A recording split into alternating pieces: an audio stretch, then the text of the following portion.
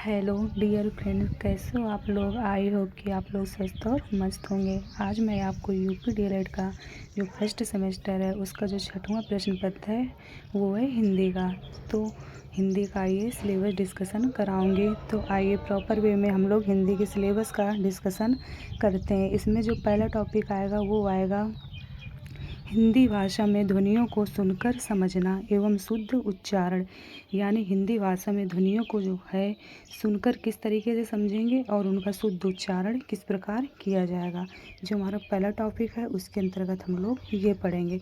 फिर जो हम लोग का दूसरा टॉपिक आता है वो आता है देवनागरी लिपि के समस्त लिपि संकेतों, स्वर, व्यंजन, संयुक्त वर्ण, संयुक्ताक्षर, मात्राओं का ज्ञान। यानी जो हमारा दूसरा टॉपिक आता है उसके अंतर्गत हम लोग ये सब पढ़ेंगे।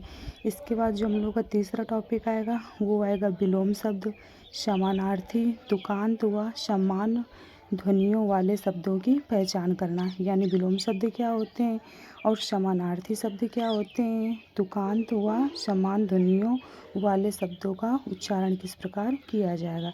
इसके बाद जो हम लोगों का अगला टॉपिक आएगा वो आएगा अल्प विराम, अर्ध विराम, पूर्ण विराम, प्रश्नवाचक, विस्मय बोधक, अवतरण चिन्ह, विराम चिन्ह का ज्ञान और उसका प्रयोग। यानी विराम चिन्ह क्या होते हैं और उनका प्रयोग हम लोग किस प्रकार करते हैं, ये आएगा। इसके बाद जो हम लोग का अगला टॉपिक आएगा वो आएगा लेखन शिक्षण की विधियाँ और लिखना।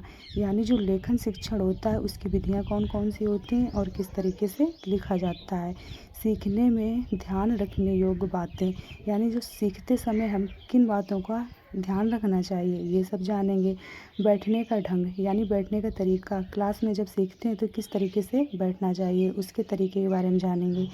आँखों से कागज़ की दूरी, यानी आँखों से कागज़ की दूरी, जब हम लोग लिखते हैं तो आँखों से जो कागज़ की दूरी है वो कितनी होनी चाहिए। कलम पकड़ने की विधि, यानी जब लिखते हैं तो कलम को किस तरीके से पकड़ना चाहिए इसकी विधि के बारे में भी जानेंगे। शिरोरेखा, लिपि, अक्षर की सुडौलता और उपयुक्त नमूने, अभ्यास, सुलेख, अनुलेख, श्रुतलेख, इन सब के बारे में जानेंगे। ये सुलेख, अनुलेख, श्रुतलेख ये क्या होते हैं। जो सुलेख होता है इसका मतलब होता है सुंदर लिखना, और जो अनुलेख होता है इसका मतलब होता है अनुकरण करके लिखना। यानी जब बुक से हम लोग देख देख कर लिखते हैं उसको कहते हैं अनुलेख। और ये जो श्रुतलेख होता है इसका मतलब ये होता है कि सुनकर हम लोग किस तरीके से लिखते हैं, ये होता है। तो जो हिंदी का सिलेबस था हम लोगों का वो यहीं तक का था। आई होप कि जो आपको ये हिंदी के सिलेबस का डिस्कशन है बहुत अच्छे तरीके से समझ में आया होगा। इसी तरीके से हम लोग एक एक टॉपिक को उठाएंगे और बहुत अच्छे तरीके से डिस्कशन करेंगे।